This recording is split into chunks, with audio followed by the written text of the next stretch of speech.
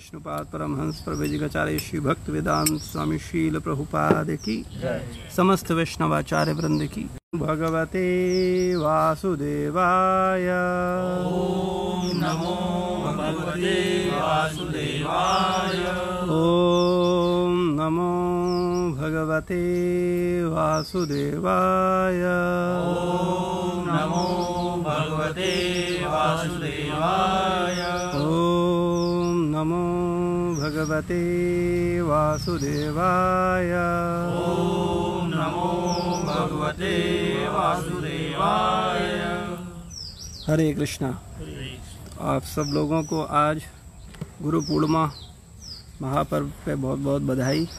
तो आज हम लोग 3 विषयों पे चर्चा करेंगे।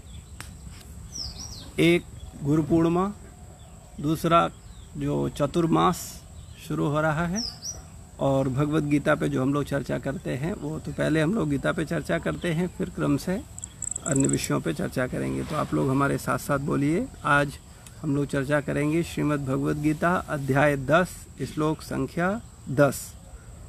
तो आप लोग साथ साथ बोलिए। तेषां सततयुक्तानां भजतां प्रीतपूर्वकं ददामि बुद्धियोगं तं येन मामुपयान्ति ते। तेषां सततयुक्तानां भजतां प्रीतपूर्वकं ददामि बुद्धियोगं तं येन मामुपयान्ति ते। तेषां सततयुक्तानां भजतां प्रीतपूर्वकं ददामि बुद्धियोगं तं येन मामुपयान्ति ते। शब्दार्थ। तेषाम उन, सततयुक्तानाम सदैव लीन रहने वालों को, भजताम भक्ति करने वालों को, प्रीतपूर्वकम प्रेम भाव सहित, ददामी देता हूँ, बुद्धियोगम असली बुद्धि, तम वह, येन जिससे, माम मुझको, उपयांति प्राप्त होते हैं, ते वे। इस श्लोक का अर्थ तात्पर्य शील प्रभुपाद जी के द्वारा। शील प्रभुपाद की जय। जो प्रेम पूर्वक मेरी सेवा करने में निरंतर लगे रहते हैं, उन्हें मैं ज्ञान प्रदान करता हूँ, जिसके द्वारा वे मुझ तक आ सकते हैं। तात्पर्य। इस श्लोक में बुद्धि योगम शब्द अत्यंत महत्वपूर्ण है। हमें स्मरण हो कि द्वितीय अध्याय में भगवान ने अर्जुन को उपदेश देते हुए कहा था कि मैं तुम्हें अनेक विषयों के बारे में बता चुका हूँ और अब मैं तुम्हें बुद्धि योग की शिक्षा दूंगा। अब उसी बुद्धि योग की व्याख्या की जा रही है। बुद्धि योग कृष्ण भावना मृत में रहकर कार्य करने को कहते हैं और यही उत्तम बुद्धि है। बुद्धि का अर्थ है बुद्धि और योग का अर्थ है यौगिक गतिविधियां अथवा यौगिक उन्नति। जब कोई भगवत धाम को जाना चाहता है और भक्ति में वह कृष्ण भावना मृत को ग्रहण कर लेता है, तो उसका यह कार्य बुद्धि योग कहलाता है। दूसरे शब्दों में बुद्धि योग वह विधि है जिससे मनुष्य भवबंधन से छूटना चाहता है। उन्नति करने का चरम लक्ष्य कृष्ण प्राप्ति है। लोग इसे नहीं जानते, अतः भक्तों तथा प्रामाणिक गुरु की संगति आवश्यक है। मनुष्य को ज्ञात होना चाहिए कि कृष्ण ही लक्ष्य हैं, और जब लक्ष्य निर्दिष्ट है तो पथ पर मंद गति से प्रगति करने पर भी अंतिम लक्ष्य प्राप्त हो जाता है। जब मनुष्य लक्ष्य तो जानता है किंतु कर्म फल में लिप्त रहता है, तो वह कर्म योगी होता है। यह जानते हुए कि लक्ष्य कृष्ण है, जब कोई कृष्ण को समझने के लिए मानसिक चिंतन का सहारा लेता है, तो वह ज्ञान योग में लीन होता है। किंतु जब वह लक्ष्य को जानकर कृष्ण भावनामृत तथा भक्ति में कृष्ण की खोज करता है, तो वह भक्ति योगी या बुद्धि योगी होता है। और यही पूर्ण योग है। यह पूर्ण योग ही जीवन की सिद्धावस्था है। जब व्यक्ति प्रामाणिक गुरु के होते हुए तथा आध्यात्मिक संग से संबंध रखकर भी प्रगति नहीं कर पाता क्योंकि वह बुद्धिमान नहीं है, तो कृष्ण उसके अंतर से उपदेश देते हैं जिससे वह सरलता से उन तक पहुंच सके। इसके लिए जिस योग्यता की अपेक्षा है वह यह है कि कृष्ण भावनामृत में निरंतर रहकर प्रेम तथा भक्ति के साथ सभी प्रकार की सेवाएं की जाएं। उसे कृष्ण के लिए कुछ न कुछ कार्य करते रहना चाहिए, किंतु प्रेम पूर्वक। यदि भक्त इतना बुद्धिमान नहीं है कि आत्म साक्षात्कार के पथ पर प्रगति कर सके, किंतु यदि वह एकनिष्ठ रहकर भक्ति कार्यों में रत रहता है, तो भगवान उसे अवसर देते हैं कि वह उन्नति करके अंत में उनके पास पहुंच जाए। ओम अज्ञानतिमिरान्धस्य ज्ञानाञ्जनशलाकया चक्षुरुन्मिलितं येन तस्मै श्रीगुरुवे नमः। श्रीचैतन्यमनोभीष्टं स्थापितं येन भूतले स्वयं रूपा कदा मह्यं ददाति स्वपदान्तिकम्। वन्देऽहं श्रीगुरो श्रीयुतपदकमलं श्रीगुरुन् वैष्णवांश्च श्रीरूपं साग्रजातं सहगणरघुनाथामृतं तं सजीवं सावद्वैतं सावधूतं परिजनसहितं कृष्णचैतन्यदेवं श्रीराधाकृष्णपादान् सहगणललिता श्रीविशाखान्वितांश्च।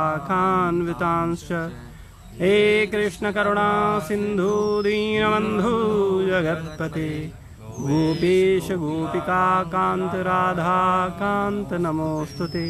तप्त कांचनी गौरांगी राधे वृंदावनेश्वरी वृषभानुसुते देवी प्रणमामि हरिप्रिये। वाञ्छाकल्पतरुभ्यश्च कृपा सिन्धुभैव च पतितानां पावनेभ्यो वैष्णवेभ्यो नमो नमः। जय श्री कृष्ण चैतन्य प्रभु नित्यानंद श्री अद्वैत गदाधर श्रीवासादि गौर भक्त वृंद। हरे कृष्णा कृष्णा कृष्णा हरे हरे, हरे राम राम राम हरे हरे। नमो विष्णुपादाय कृष्णपृष्ठाय भूतले श्रीमते भक्तिवेदांत स्वामीति नामिने। नामस्ते सारस्वतदेवे गौरवाणी प्रचारिणे निर्विशेष शून्यवादी पाश्चात्य देशतारिणे।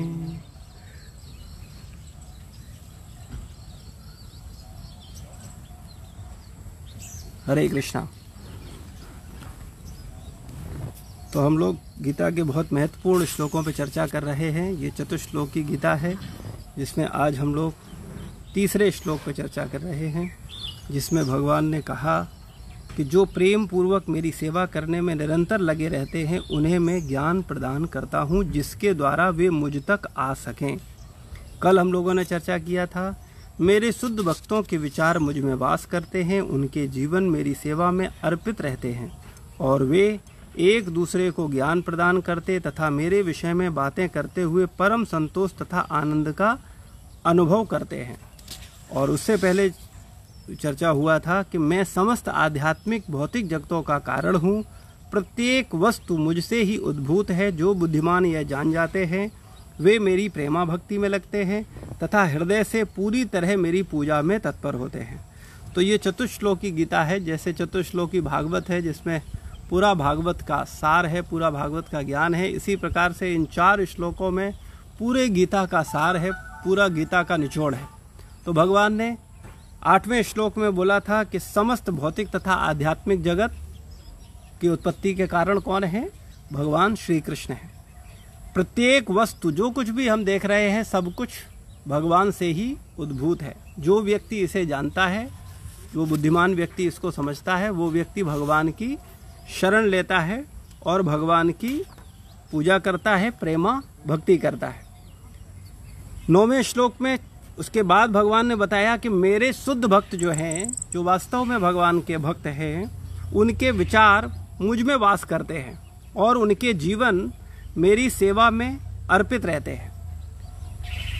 भक्तों का जीवन पूर्ण रूप से भगवान की सेवा में अर्पित रहता है। जैसे संसारी व्यक्ति का पूरा जीवन संसार की सेवा में अर्पित रहता है। आप देखिए, संसार का जीवन जीने वाले जो लोग हैं, जिनको केवल संसार ही सब कुछ लग रहा है, उनकी नज़र में वो सुबह से शाम तक किसकी सेवा करते हैं? संसार की। हम अपने जीवन को देखें, जब से जन्म लिया है अब तक किसकी सेवा कर रहे हैं? संसार की कर रहे हैं, संसार के संबंध, संसारी लोगों को। लेकिन भगवान को प्राथमिकता नहीं दे पा रहे हैं। संसारी चर्चा करने में बड़ा रस लेते हैं, क्योंकि संसार की सेवा कर रहे हैं। जिसकी सेवा की जाती है उसके विषय में बातें करने में व्यक्ति को सुख मिलता है ना। जैसे संसार की चर्चा करने में कोई व्यक्ति अपनी बेटी का तारीफ करता है, कोई बेटा का तारीफ करता है, कोई अपने पति की तारीफ करता है, कोई पत्नी की तारीफ करता है, कोई अपने परिवार के लोगों को चर्चा करता है। क्यों? क्योंकि उसने सेवा करके उनसे आसक्ति बढ़ाई। उसके कारण, उस आसक्ति के कारण उसका चर्चा उनका चलता रहता है। लेकिन जो भक्त हैं भगवान के, वो भगवान की चर्चा करते हैं, उनके चिंतन भगवान में रहता है, वो भगवान की सेवा में लगे रहते हैं, वो भगवान के विषय में सोचते हैं, वो भगवान के भक्तों के विषय में सोचते हैं, वो भगवान की गायों के विषय में सोचते हैं, वो भगवान की प्रैक्टिकल सेवा में लगे रहे। जैसे हम लोगों को अपने घर का, परिवार का, बच्चों का चिंता होता है कि नहीं? क्यों चिंता होता है? चिंता का कारण है उनकी सेवा कर रहे हैं, उनमें आसक्ति है, उनका चिंतन है।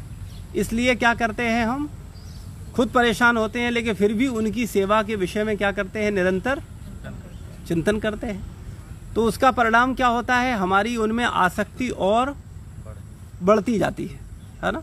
आप देखते हो, एक बच्चे में कम आसक्ति होती है और एक बुजुर्ग में ज़्यादा आसक्ति होती है ना।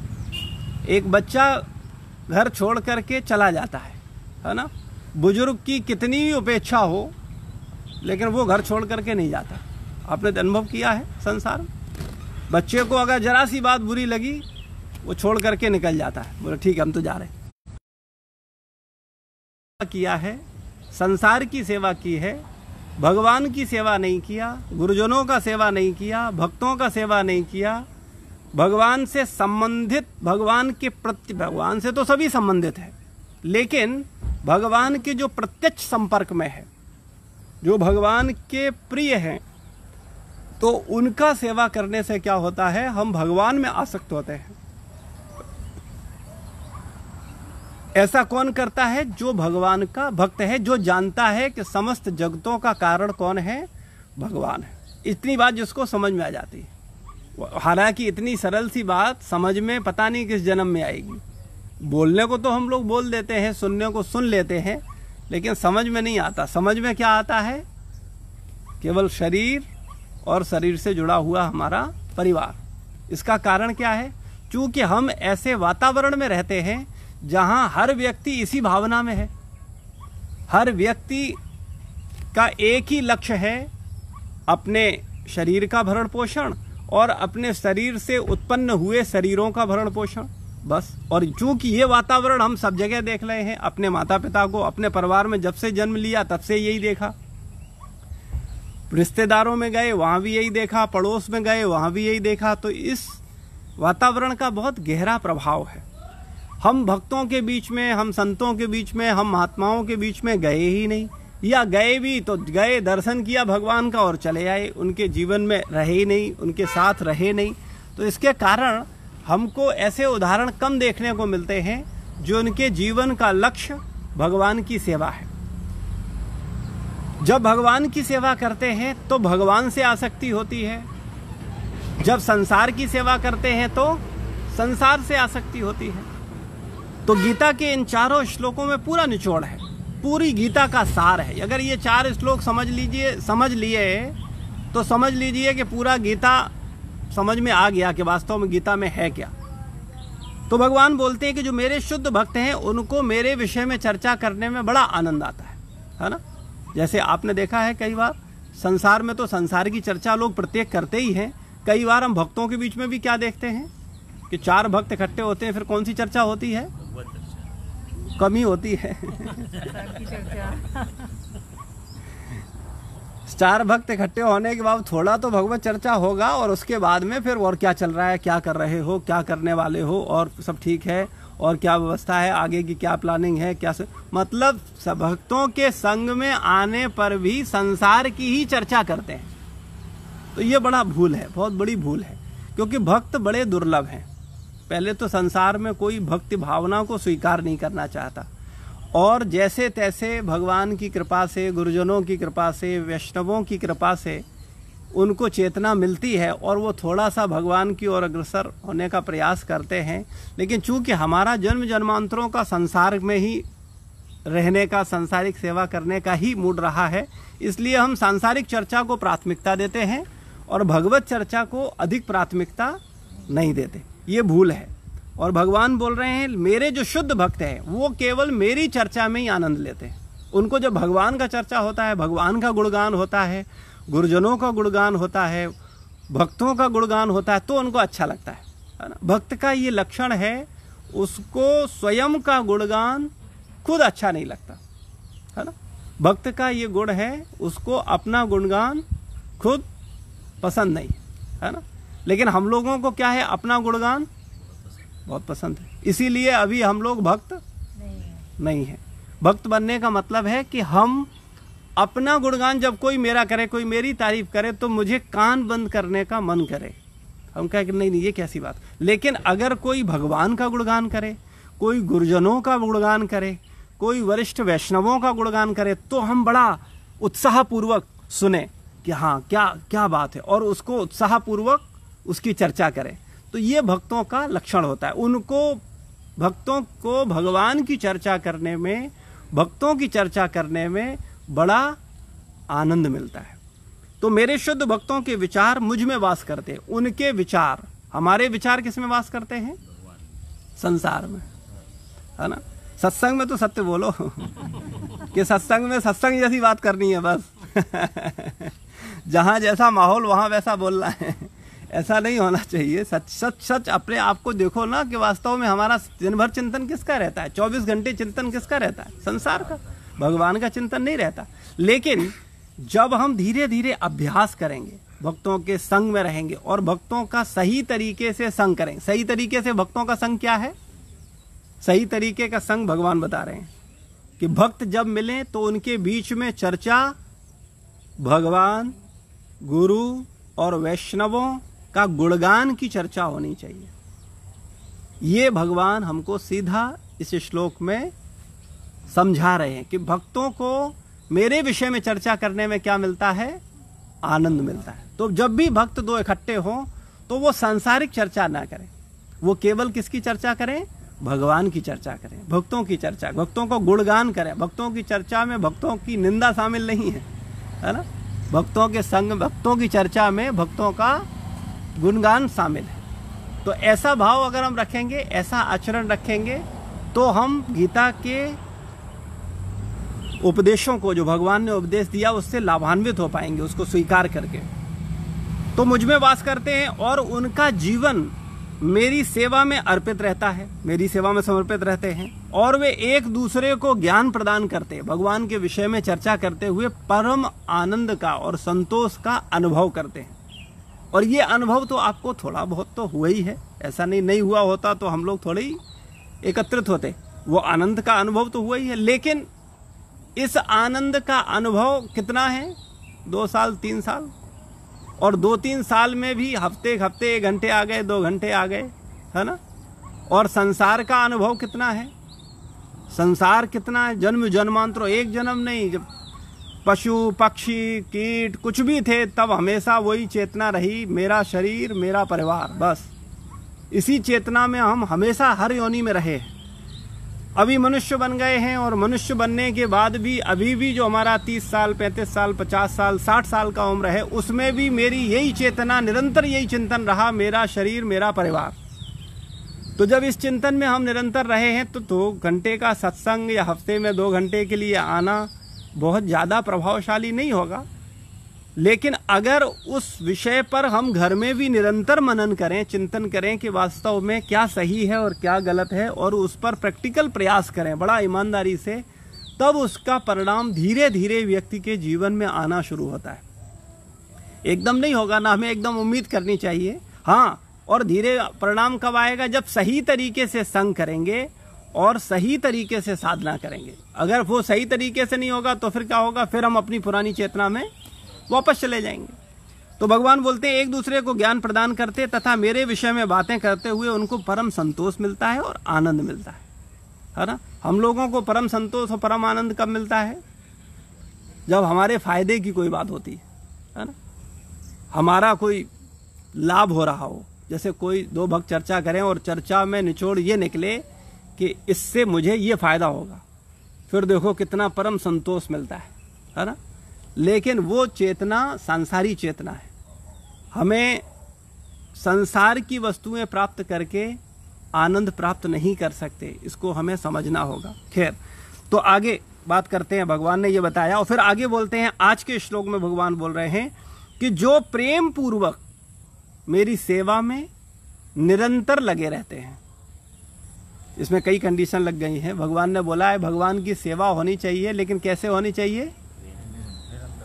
प्रेम पूर्वक होनी चाहिए और निरंतर होनी चाहिए, तब उसके परिणाम क्या आएंगे? फिर भगवान ने बोला जो प्रेम पूर्वक मेरी सेवा करने में निरंतर लगे रहते हैं उन्हें मैं ज्ञान प्रदान करता हूं। उन लोगों को मैं क्या ज्ञान प्रदान करता हूं?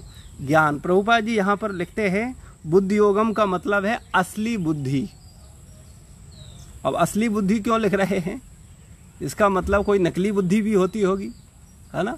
तो नकली बुद्धि तो हम लोगों के पास है ही है ना। बुद्धि का काम क्या है? बुद्धि क्या करती है? सही गलत का फैसला करने। हाँ, सही और गलत का फैसला करती है बुद्धि, है ना। तो नकली बुद्धि हम सबके पास है ना। इसलिए नकली बुद्धि से हम सही गलत का फैसला करते रहते हैं।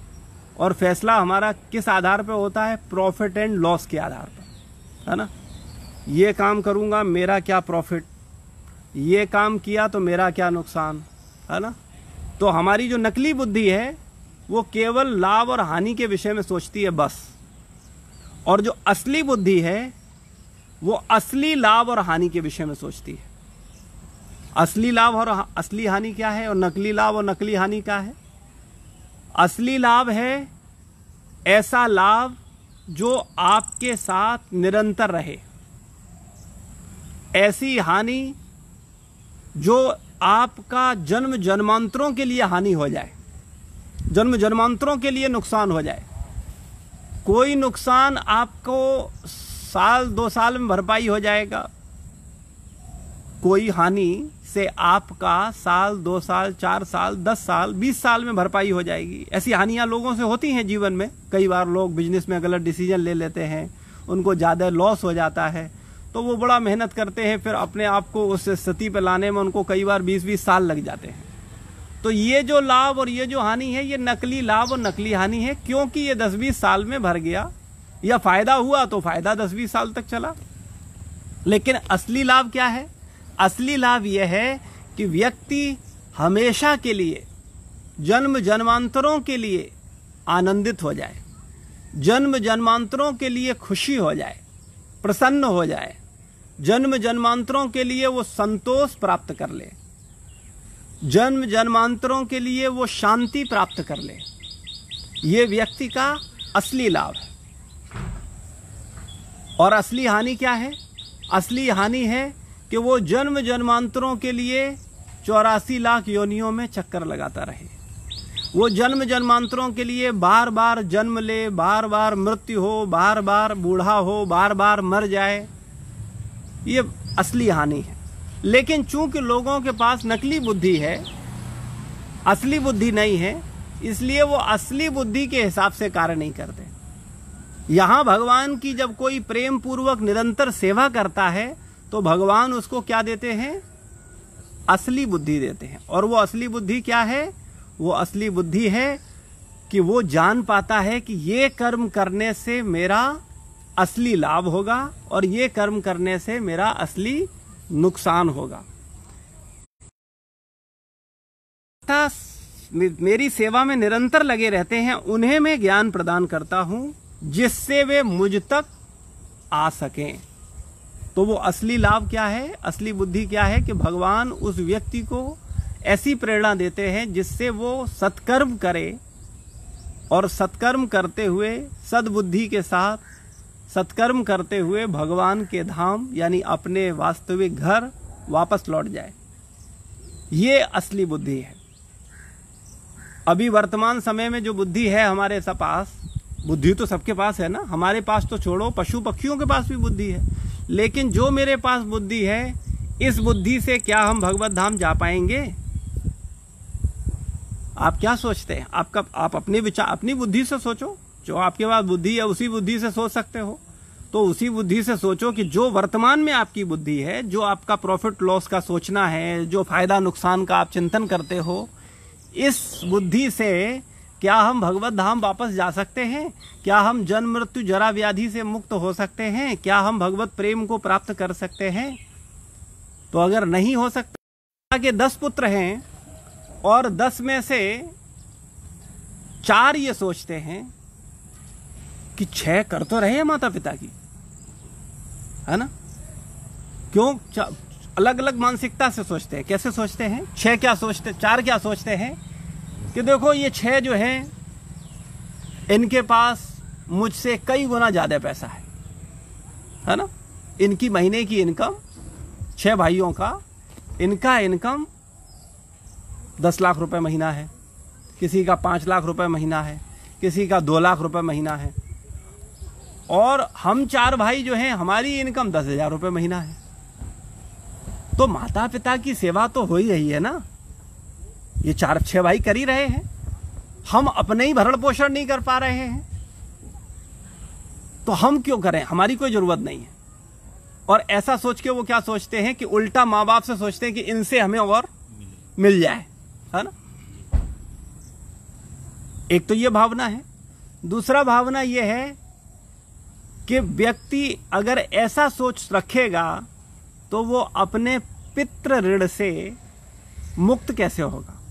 क्योंकि माता पिता ने जब उसको पैदा किया था तो जितना 10 लाख रुपए कमा रहा है उसके ऊपर भी उतनी सेवा की थी, और जितना 10,000 रुपए कमा रहा है उसके ऊपर भी उतनी सेवा की थी। ऐसा तो है नहीं कि जो 10 लाख रुपए कमा रहा है उसको ज्यादा पोटी साफ की थी और जो 10,000 रुपए कमा रहा है उसको ऐसे ही छोड़ दिया था, है ना? माता पिता ने तो बराबरी सेवा किया ना।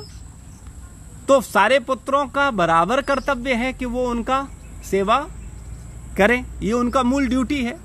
लेकिन व्यक्ति क्या सोचता है, अरे ऐसा थोड़ी होता है। और 99.9% आज की मानसिकता यही है ना? तो ऐसी मानसिकता रखने से क्या होगा? हम भगवान की सेवा से, हम माता पिता की सेवा से, हम गुरुजनों की सेवा से क्या हो जाएंगे? अलग कर लेंगे अपने आप को। क्या सोच करके कि मेरे पास तो बड़ा अभाव है, मुझसे ज्यादा सब लोग कर रहे हैं। ऐसे माता पिता के लिए हुआ, ऐसे ही भगवान के लिए भी हम लोग यही भाव रखते हैं। हम क्या सोचते हैं, बोले अरे मंदिर में तो बड़े बड़े लोग हैं, वो लोग सेवा करते हैं, बड़ा बड़ा दान आ रहा है, मंदिर बन रहा है, सारी चीजें चल रही, हमारे पास तो हमारे ही खाने के लिए नहीं है, तो हम भगवान की सेवा क्यों करें? कर तो रहे हैं वो लोग। तो कहने का तात्पर्य है, ये हम सब का, हमारी जो स्थिति है, हमारी जो सामर्थ्य है, उस सामर्थ्य से हम तन, मन और धन तीनों से भगवान का सेवा करें। क्योंकि भगवान का ऋण उतना ही है हमारे ऊपर भी जितना उस अरबपति के ऊपर है। क्योंकि उतनी ही धरती उसने उस अरबपति को दे रखी है और उतनी ही धरती हमको दे रखी है चलने फिरने के लिए, है ना? अगर आपको बोला जाए कि आप कितनी जमीन के मालिक हैं, आपके पास जो रजिस्ट्री है, बैनामा है, वो कितनी जमीन का है? ज्यादा से ज्यादा 2 मकान, 4 प्लॉट, इतना ही तो होगा। और अगर कहा जाए आपको केवल परमिशन अपनी जमीन में घूमने की है जीवन भर, उससे ज्यादा जमीन पे तुम पैर नहीं रख सकते, क्योंकि वो जमीन तुम्हारी नहीं है। तो क्या जीवन होगा हमारा? तो भगवान ने ये पूरी धरती अरबपतियों को भी दी है चलने फिरने के लिए और हम लोगों को भी दी है। भगवान ने अरबपतियों को भी श्वास दी है और हमारे लिए भी दी है। भगवान ने पानी उनको भी दिया है, भगवान ने पानी हमको भी दिया है। तो भगवान का ऋण तो हमारे ऊपर या उसके ऊपर बराबर है या कम ज्यादा है? बराबर है ना। तो हमको सेवा बराबर करना चाहिए, हर व्यक्ति की जिम्मेदारी बनती है। लेकिन हम क्या सोचते हैं, अपनी दुर्भावनावश, कुविचारवश, कुमंत्रणावश ऐसा सोचते हैं हमारी सेवा से कोई फायदा नहीं, हम क्या करें, वो तो सब कुछ हो रहा है। तो अगर हम ऐसा भाव रखते हैं तो निश्चित रूप से क्या कर रहे हैं, हम अपने आप को उस ऋण से मुक्त होने से बचा रहे हैं। या इस श्लोक का जिसकी चर्चा अभी हम लोग कर रहे हैं, इसकी क्या कर रहे हैं, उपेक्षा कर रहे हैं, है ना। हम लोगों को केवल सुनना नहीं चाहिए, सुनने के साथ साथ उस पर बहुत गंभीरता से विचार करना चाहिए।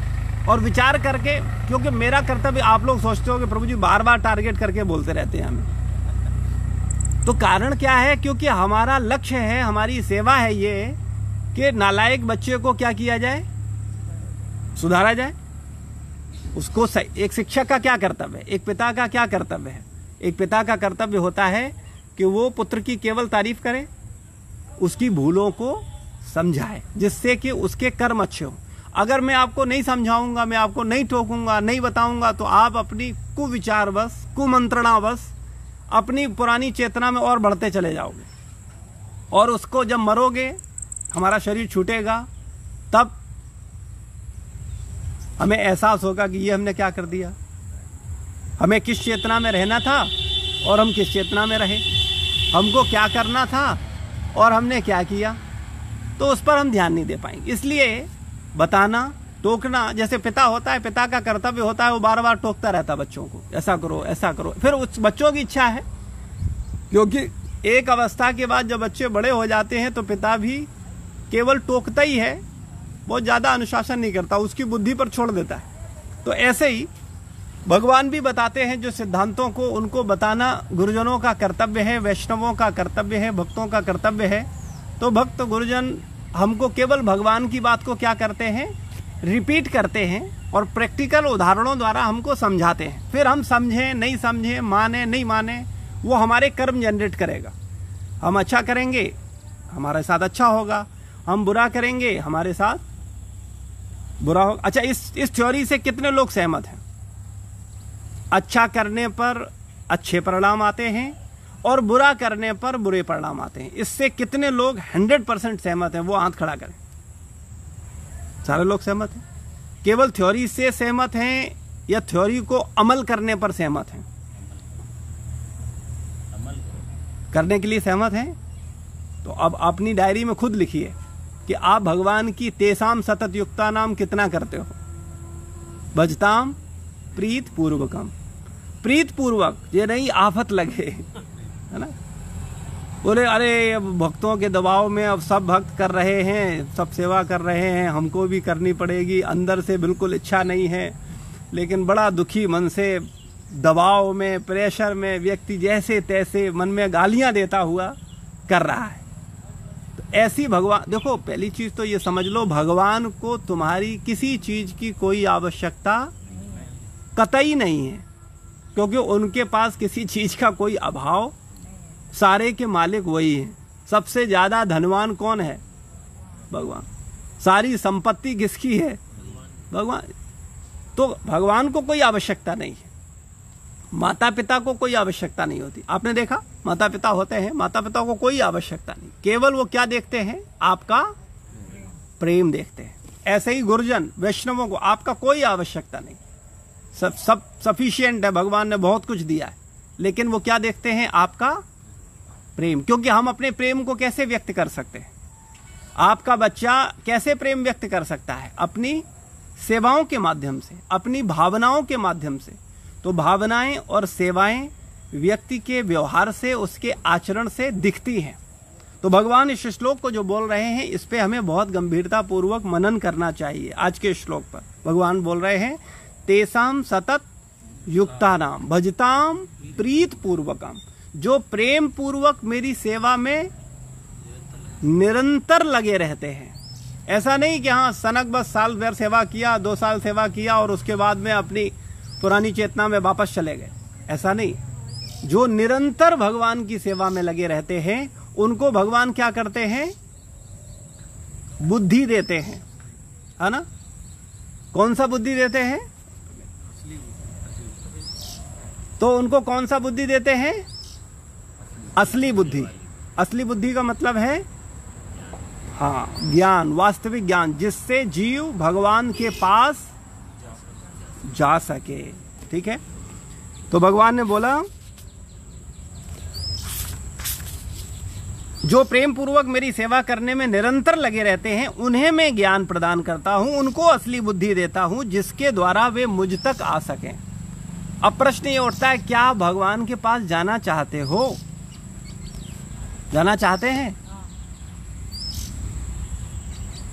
ये ले जाना चाहते हैं कि पत्नी बच्चों को साथ लेकर के जाना चाहते हैं? सब परिवार, अच्छा चलो सब परिवार जाना चाहते हैं कि सब संपत्ति, चल और अचल संपत्ति, पत्नी बच्चा, उनको भी साथ लेके जाना चाहते हैं? सब परिवार ले जाए। सब परिवार भगवान के पास जाना चाहते हैं।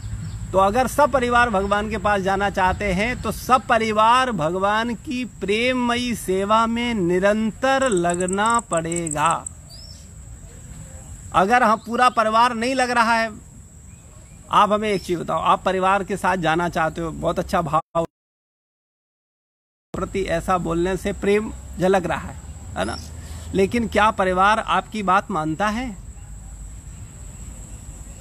मनाना है इस बात। अगर मानेगा तभी तो जाएगा, कोई जबरदस्ती। जैसे समझो आप इसको, जैसे आपका परिवार है वैसे हमारा भी ये परिवार है ना। अब ये परिवार जो है हमारा, ये सब मान जाएंगे क्या बात को? आप क्या उम्मीद रखते हो? सुनेंगे इस कान से और इस कान से निकालेंगे, बोले इस कान बोले इस कान का मतलब इस कान से सुनो और इस कान से निकालो, बस ठीक है ना। तो इससे क्या होगा? क्या हम भगवत धाम चले जाएंगे? तो ऐसे ही अगर आप परिवार को ले जाना चाहते हो भगवान के धाम या भगवान के पास, और परिवार कहता है अरे बेकार की बात करते हो, भगवान की सेवा ये वो, अभी देख रहे हो अभी अपने ही कितने काम अधूरे पड़े हुए हैं, तुमको भगवान की सेवा की पड़ी है, आज जाके जरा घर में डिस्कस करना। बोले देखो ऐसा है, अपना ऊपर वाला कमरा बाद में बनवाएंगे, पहले भगवान का मंदिर बन रहा है वहां पर एक कमरा बनवा देते हैं। परिवार का कितनी सहमति है सामने आ जाएगी, है ना।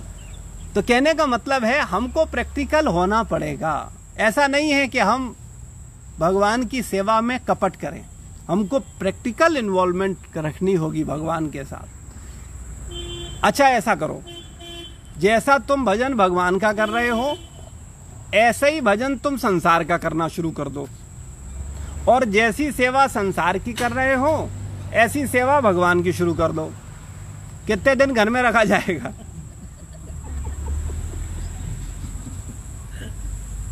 आप सब लोग हंस रहे हो भाई। दिन भर आप पत्नी से प्रेम करते हो, बच्चों से प्रेम करते हो, उनकी एक माला ले लो, है ना, और जो पत्नी का नाम हो, बच्चे का नाम हो, दिन भर जपो, है ना। और सारी सेवाएं आके भगवान राधा रमन बिहारी का करो। 2 दिन में घर से भगा दिया जाएगा। कहेगा क्या तमाशा कर रखा है ये, दिन भर। बोले नहीं मैं तो 64 माला कर रहा हूं, 64 माला नाम ले रहा हूं तुम्हारा, 16 घंटे तुम्हारा पत्नी बच्चों का नाम ले रहा हूं। वो कहते तुम नाम लो चाहे नहीं लो, भाड़ में जाओ। हाँ, कुछ सेवा करो, प्रैक्टिकल सेवा करो। बोलेंगे कि नहीं बोलेंगे? और हम भगवान के साथ क्या करते हैं? हाँ, तो इसको हमें एहसास करना चाहिए। भगवान को, मैंने फिर कहा, भगवान को आपकी किसी चीज की आवश्यकता नहीं है। भगवान का जो कार्य है वो होगा, हो रहा है और होकर रहेगा। हम उसमें इन्वॉल्व हो पा रहे हैं या नहीं हो पा रहे हैं, उससे क्या होगा? हमारे अच्छे या बुरे कर्म जनरेट होंगे। अगर आप कुछ अच्छा कर रहे हो तो आपका ऐड होगा, और आप नहीं कर रहे हो तो वो भी आपका नुकसान है। अभी शरीर छूटे हमारा, शरीर छूटेगा हमारा कि नहीं छूटेगा, क्या सोचते हैं? ये विचार रहता है? छूटेगा निश्चित। तो जब शरीर छूटेगा तब हमारे साथ क्या जाएगा? हाँ, लेकिन हम लोग बोलते रहते हैं बस, केवल इतना कर लो, काम कर लो तो जीवन में बहुत बड़ा सुधार आ जाएगा। करके देखो, हम लोग सुनते रहते हैं बस। केवल इतना करो, शाम को सोने से पहले एक डायरी बनाओ और उसमें लिखो कि आज शाम तक आपने ये कार्य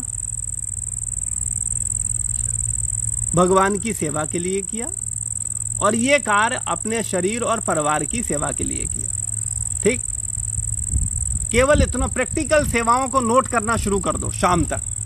क्योंकि इससे क्या फायदा होगा?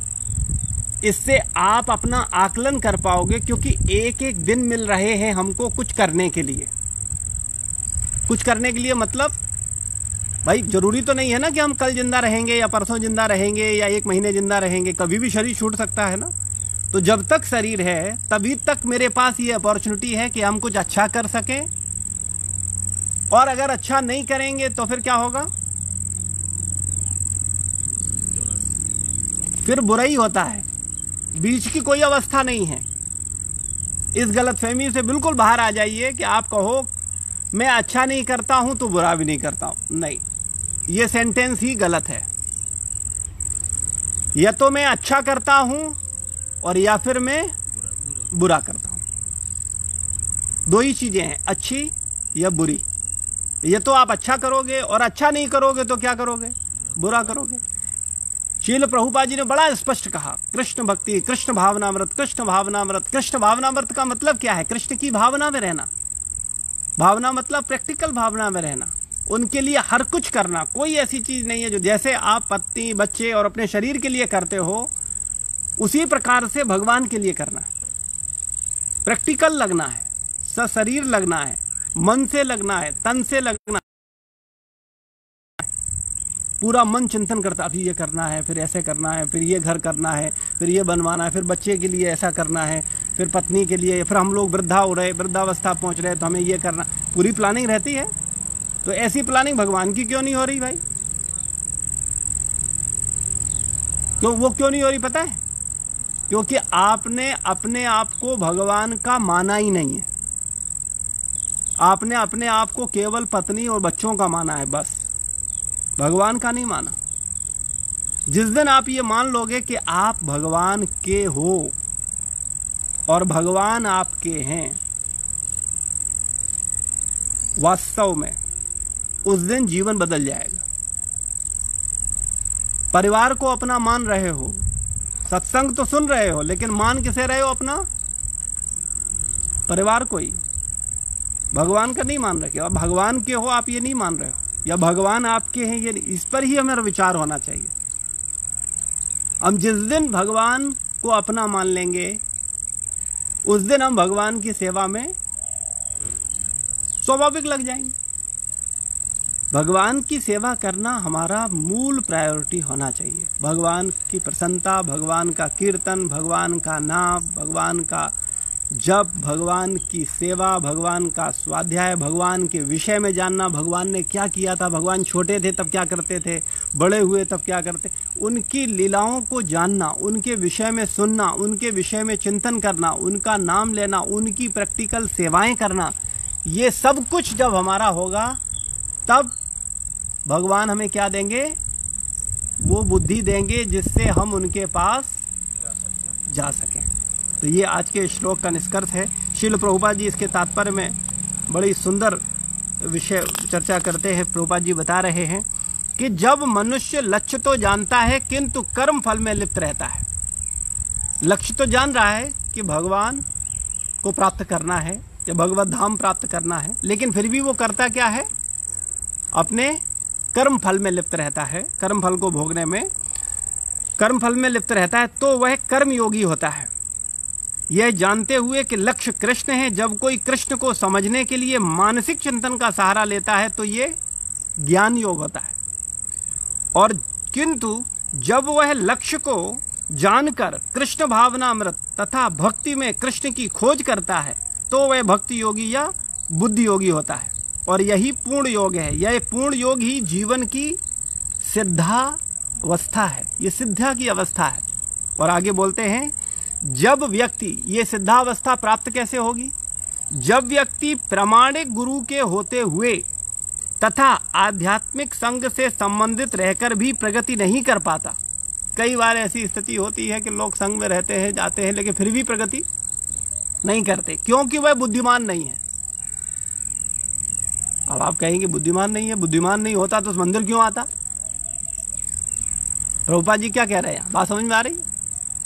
प्रामाणिक गुरु के संग में भी है, संग में भी आ रहा है, लेकिन फिर भी प्रगति नहीं कर पा रहा। तो इसका मतलब क्या है कि वो कौन सा बुद्धिमान नहीं है? असली बुद्धिमान नहीं है। वो नकली बुद्धिमान तो है। वो नकली फायदा नुकसान तो खूब सोच रहा है कि इसमें मेरा फायदा है, इसमें नुकसान है, ये मेरा फायदा हुआ आज, ये मेरा नुकसान हो गया। हमारा फायदा नुकसान पता है कितना है? जितनी हमारी बुद्धि है उतना ही बड़ा मेरा फायदा, उतना ही बड़ा मेरा नुकसान। उससे भाई बुद्धि आपकी मान लो 100 ग्राम है, ठीक है, तो वो कितना फायदा आपको करवा सकती है? 100 ग्राम ही करवा सकती है ना। और नुकसान भी कितना करवाएगी? नुकसान ज्यादा भी करवा सकती है। कारण क्या है? क्योंकि हम अनजाने में वो भूल कर जाएंगे जिससे कि हम जन्म जन्मांतरों में इन 84 लाख योनियों में हम लोग फंस जाएं। इसलिए हम लोगों को वास्तविक बुद्धि चाहिए, और वास्तविक बुद्धि भगवान की सेवा करने से स्वतः मिलती है। आप करके देखो, ये जीवन के अनुभव हैं। आप करो, भगवान की सेवा में लगो, फिर आपको खुद सद्विचार आएंगे, खुद बड़े अच्छे अच्छे विचार आएंगे। कई बार तो आपके विचार, अच्छे विचार और आपका गंदा मन का द्वंद्व शुरू हो जाएगा, क्योंकि आपका अच्छा विचार कहेगा ये करना चाहिए, और आपका गंदा मन कहेगा अरे पागल हो क्या, ऐसा थोड़ी होता है, ये प्रैक्टिकल थोड़ी ही है, ऐसा नहीं होता। अरे ठीक, चलने दो, इतने भी अच्छे बनने की जरूरत नहीं है ना। तो हमारे अंदर ही हमारा क्या होता है? द्वंद्व शुरू हो जाता है अच्छा और बुरे विचारों का। तो जब हमको सद्बुद्धि मिलेगी तो वास्तविकता में हम सद्विचारों को महत्व दे पाएंगे, और उसके अनुसार भगवान की सेवा को महत्व देते हुए, भगवान की सेवा करते हुए भगवत धाम वापस जा पाएंगे। लेकिन अगर हम भगवान की सेवा को गंभीरता से नहीं लेंगे, अगर हम भगवान को गंभीरता से नहीं लेंगे, तो उसमें एक नुकसान हमारा ही है, भगवान का नहीं, हमारा ही नुकसान है। क्योंकि हम संसार का चिंतन करेंगे, संसार की सेवा करेंगे, तो मरते समय संसार ही याद आएगा। और अगर भगवान की सेवा करेंगे, भगवान का चिंतन करेंगे, भगवान के लिए ही सोचेंगे, तो मरते समय भगवान याद आएंगे। बस इतना सीधी सी थ्योरी है, ज़्यादा कुछ जाने की जरूरत नहीं है। सीधा संबंध इतना मान लो कि भगवान से मेरा सबसे गहरा संबंध आपका किससे है? किससे है सबसे गहरा संबंध? वास्तव में या केवल बोलने के लिए? वास्तव में भगवान के साथ है कि पति के साथ है, पत्नी के साथ है, बच्चों के साथ? भगवान के साथ है, लेकिन मानते नहीं है। तो कैसे मानो? कोई इंजेक्शन लगाया जाए? कैसे भाई? और कैसे समझाया जाए? और कैसे बात रखी जाए? भाई भगवान से संबंध अगर मेरा वास्तव में है, ये बेटा बेटी, पत्नी पति, ये जीवन के पड़ाव में बीच में मिले हैं सब। भाई हमने जन्म लिया, जब जन्म लिया था तब तो हमारी शादी नहीं हुई थी, तब तो न पति था, न पत्नी थी, न पुत्र था, न पुत्री थी, है ना। माता पिता थे जिन्होंने मुझे उत्पन्न किया, जिनकी कृपावश हम इस संसार में आए, है ना। हमारा संबंध एकमात्र किससे था? जिसने मुझे, मेरी उत्पत्ति की है, उसके साथ, ठीक है। उसके बाद 20-30 साल बाद फिर हमने कोई मित्र मिले, फिर ये मिले, फिर बीच पड़ाव में जाने कितने मित्र छूट जाते हैं, फिर कितने मिलते हैं, फिर बीच पड़ाव में, जिंदगी के पड़ाव में बीच में पति आया, बीच में पत्नी आई, फिर हमने बच्चों को उत्पन्न किया। ये तो बीच पड़ाव में मिले हैं ना, कोई आपके नित्य संगी नहीं है। नित्य संगी तो भगवान है, और वो इस जन्म में ही नहीं, जन्म जन्मांतरों में भगवान। लेकिन मोहवश, मूर्खतावश, अज्ञानतावश, भूलवश, जड़तावश, पशुवत बुद्धिवश हम शरीर और शरीर से बीच में मिले संबंधों को बहुत महत्व दे रहे हैं। उनकी सेवा करने में किसी को ये नहीं लगता कि वो बेवकूफ़ बन रहा है। किसी को लगता है पत्नी का सेवा करने में, किसी व्यक्ति को लगता है कि वो बेवकूफ़ बन रहा है? क्या बेवकूफ़ी है? कमाता मैं हूँ, परेशान मैं होता हूँ, पत्नी के लिए क्यों खरीद के ले जाऊँ, पत्नी को क्यों घर पे बैठे बैठे दूँ। तो वहाँ पर क्या है, आदान प्रदान का सोचने नहीं, अगर पत्नी को नहीं देंगे तो फिर वो छोड़ के चली जाएगी, है ना। तो वो भी तो घर की सेवा करती है। बुद्धि दिमाग लगाते हैं ना हम लोग हर चीज़ में, कि भाई अरे उसको नहीं करेंगे तो फिर वो नहीं रहेगी, तो उसको भी करते रहो, संतुष्ट करते रहो, है ना।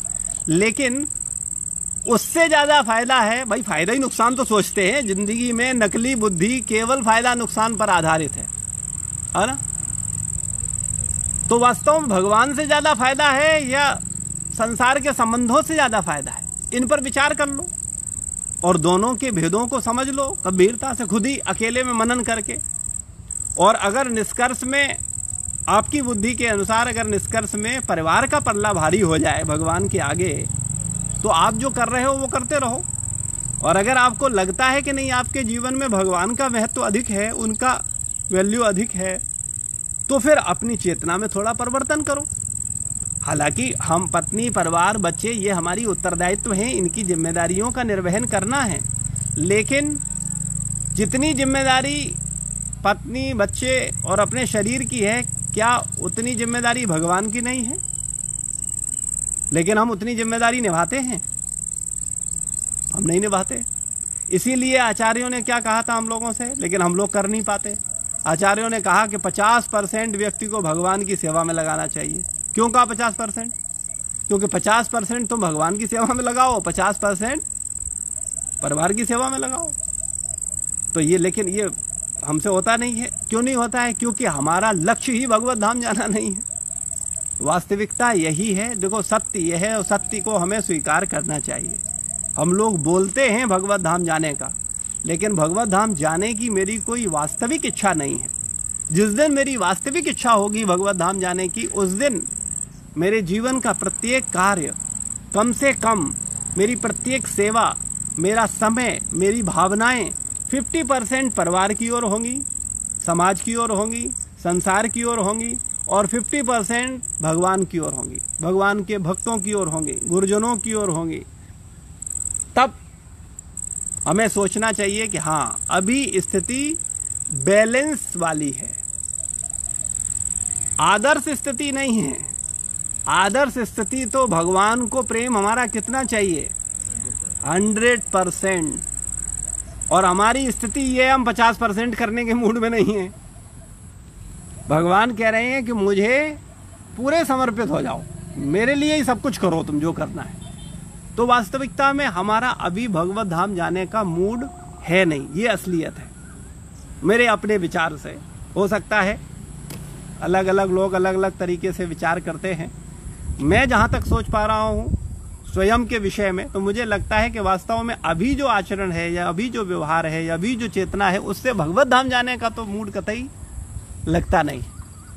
लेकिन अगर हम गंभीरतापूर्वक प्रयास करें, भगवान से प्रार्थना करें और धीरे धीरे निरंतर लगे रहें, तो निश्चित रूप से भगवान की कृपा से, गुरुजनों की कृपा से, वरिष्ठ वैष्णवों की कृपा से, शायद उनके आशीर्वाद से कभी ऐसा हो जाए। तो इस श्लोक को यहीं विराम देंगे और चर्चा करते हैं। आज गुरु पूर्णिमा है, तो गुरु पूर्णिमा, वास्तव में गुरु पूर्णिमा का मतलब है आज के दिन ही समस्त गुरुओं के गुरु, समस्त गुरुओं के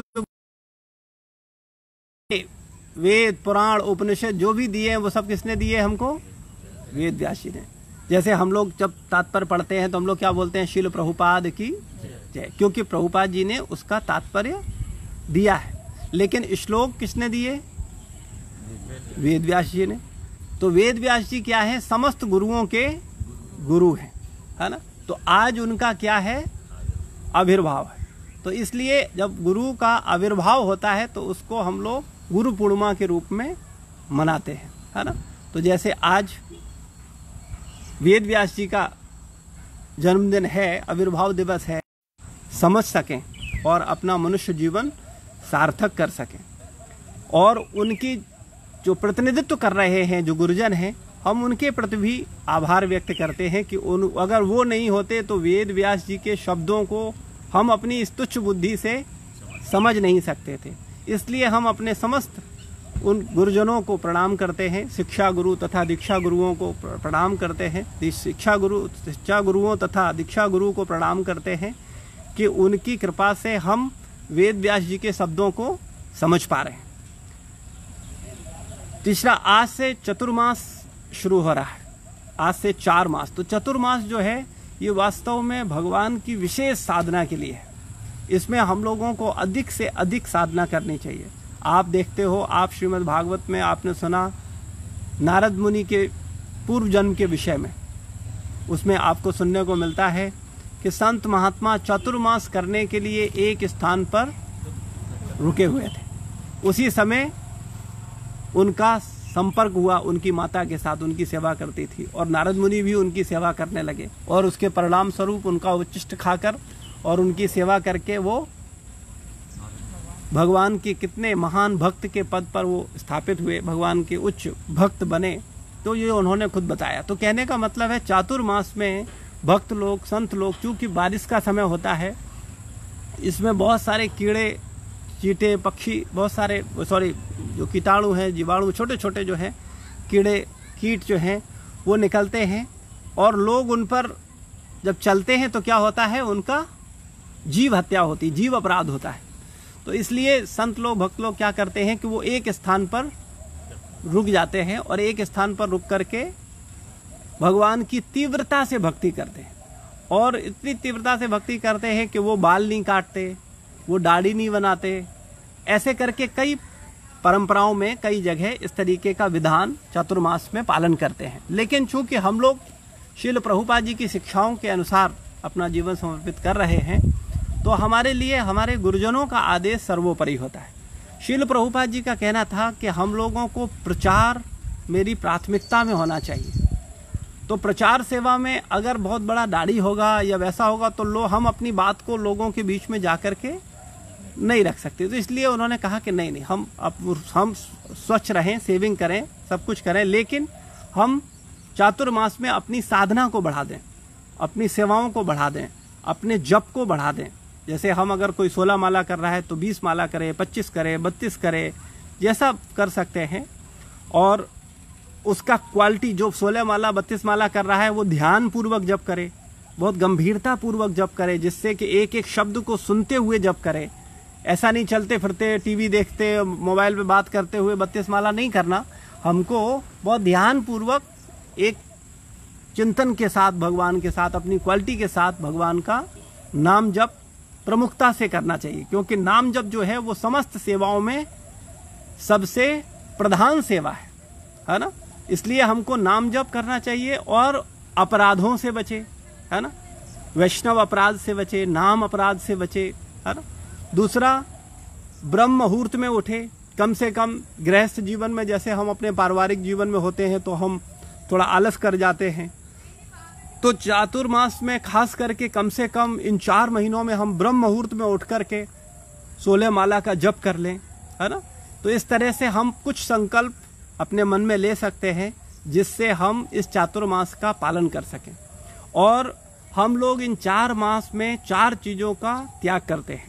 पहले मास में, जैसे आज से आप त्याग कर सकते हो हरी सब्जियां, पत्तेदार सब्जियां जो होती हैं, जैसे पालक है, धनिया है, जो भी पत्तेदार सब्जियां जो होती हैं, इनको चातुर्मास के पहले मंथ में भक्त लोग सेवन नहीं करते।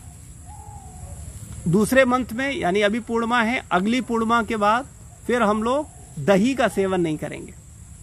1 महीने तक दही नहीं खाएंगे। अब ऐसा मत करना कि दही नहीं खाएंगे तो रायता खा लो, या बोले नहीं तो दही से बना हुआ है, किसी तरह घूम फिर के बोले चला ही जाए पेट में। तो ऐसा नहीं है, चालबाजी नहीं करना है। हमको प्रयास करना, लोगों को अगले मास में दही नहीं खाना है, उसके बाद अगले मास में दूध नहीं पीना है, और उसके बाद अगले मास में उड़द का दाल नहीं खाना है। ये 4 नियमों को ये 4 महीनों में पालन करना है। अभी वाला महीना जो आज से चल रहा है, हम लोग हरी पत्तियां वाली सब्जी नहीं खाएंगे। और इसके पीछे साइंटिफिक लॉजिक भी, हम लोग साइंटिफिक तरीके से भी सोच सकते हैं कि अभी बारिश के महीने में क्या होता है, पत्तों में बहुत सारे कीड़े लग जाते हैं। तो इसलिए पत्ते की सब्जी ही छोड़ देते हैं कि हम लोग ना लें। और शास्त्र में अगर कुछ दिया है तो उसका जरूर बहुत गहरा संबंध है। हो सकता है हम अपनी तुच्छ बुद्धि से न समझ पाए, तो इसलिए हम लोगों को शास्त्रों और गुरुजनों की बातों को एज इट इज स्वीकार करना चाहिए। उसमें बहुत ज़्यादा अपनी बुद्धि लगाने का प्रयास नहीं करना चाहिए। और 4 चीज़ें छोड़ने में कोई मुश्किल नहीं है, कोई बहुत बड़ी तपस्या नहीं है।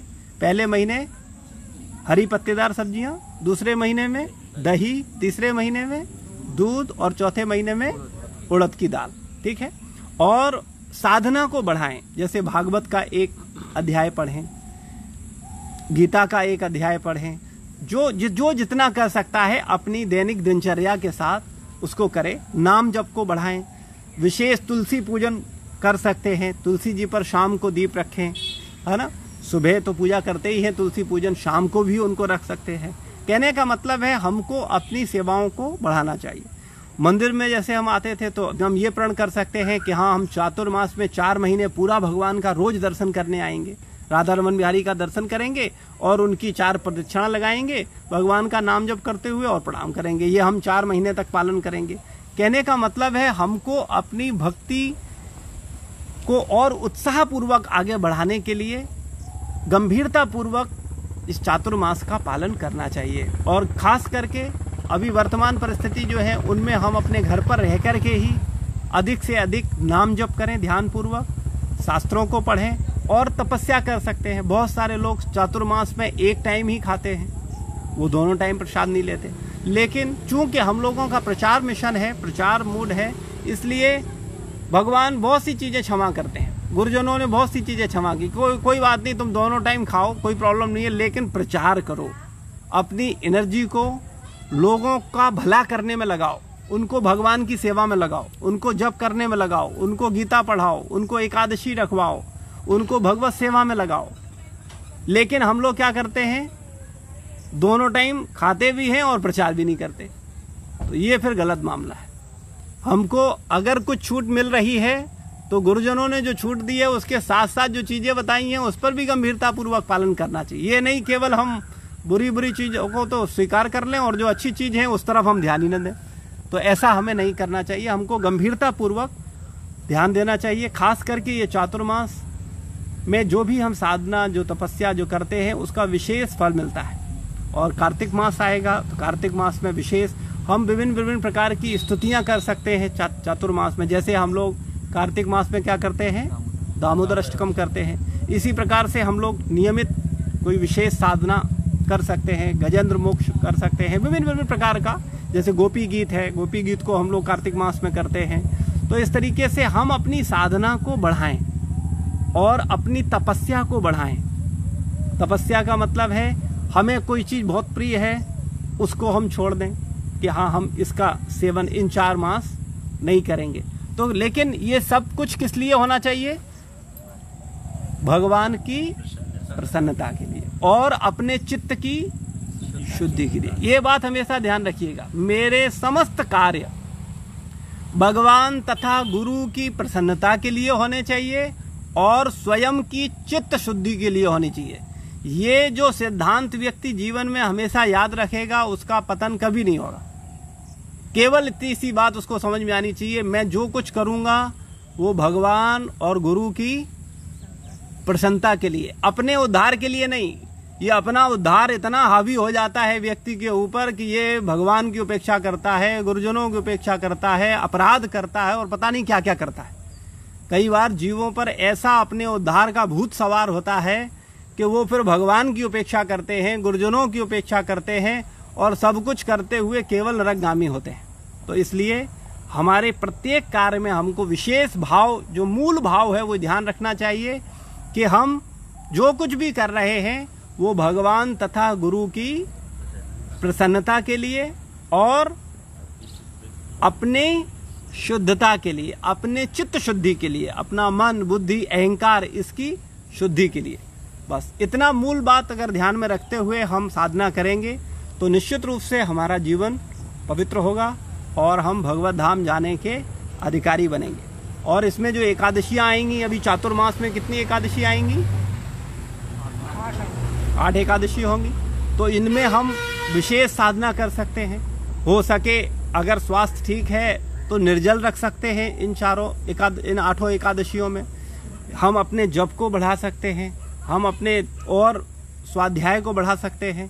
तो हमारे ऊपर है, मतलब ये चातुर्मास में हमको बहुत अधिक अपनी साधना, प्रैक्टिकल सेवाएं, भगवान के लिए सेवा कर सकते हैं, लोगों को भगवान का जप करने के लिए प्रेरित कर सकते हैं, लोगों को मंदिर निर्माण के लिए दान देने के लिए प्रेरित कर सकते हैं कि वो भगवान के मंदिर निर्माण में सेवा करें। ये सब प्रैक्टिकल सेवाएं हैं। ये सब सेवाएं करने से क्या होता है, हमारे अंदर जो ईर्ष्या है, जो द्वेष है, वो नष्ट होता है।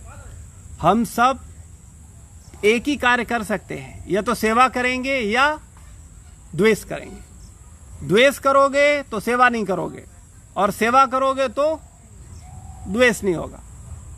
तो इच्छा हमारी है, अगर हम सेवा करते हैं, गुणगान करते हैं, तो निश्चित रूप से हमारे अंदर का जो द्वेष है वो नष्ट हो जाएगा।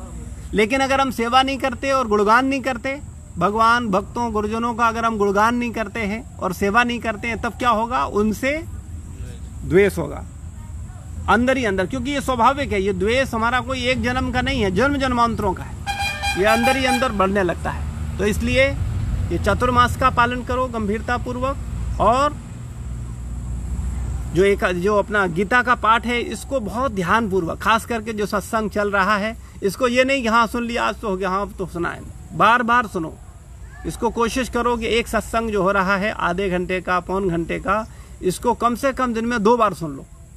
अगर 2 बार 3 बार सुनोगे तो इसके परिणाम आपके जीवन में बहुत अच्छे आएंगे। बशर्ते थोड़ा करना पड़ेगा, अगर हम करेंगे नहीं तो फिर नहीं होगा। वो पता चला हमने सुन लिया, फिर उसका 3-4 श्लोक फिर निकल गए, फिर सनक आई 5वें दिन, फिर उठाया लगाया और कान में लगा है और काम कुछ और कर रहे हैं, बात कुछ और कर रहे हैं, मन कहीं और है, कुछ नहीं होगा। इसीलिए 10 नहीं 20 साल लोग भक्तों के संपर्क में रहते हैं, मंदिर आते हैं, लेकिन उनकी चित्त शुद्धि नहीं होती, वो भगवत धाम जाने के अधिकारी नहीं बन पाते। तो इसलिए हमारी साधना हमारे हाथ में है। हम कितने गंभीर होंगे उतना ही हमारा आध्यात्मिक उन्नति होगा। शील प्रभुपाद की जय, गुरु महाराज की जय, समस्त भक्त वृंद की जय। निताई गौर प्रेमानंदे, हरि हरि बोल।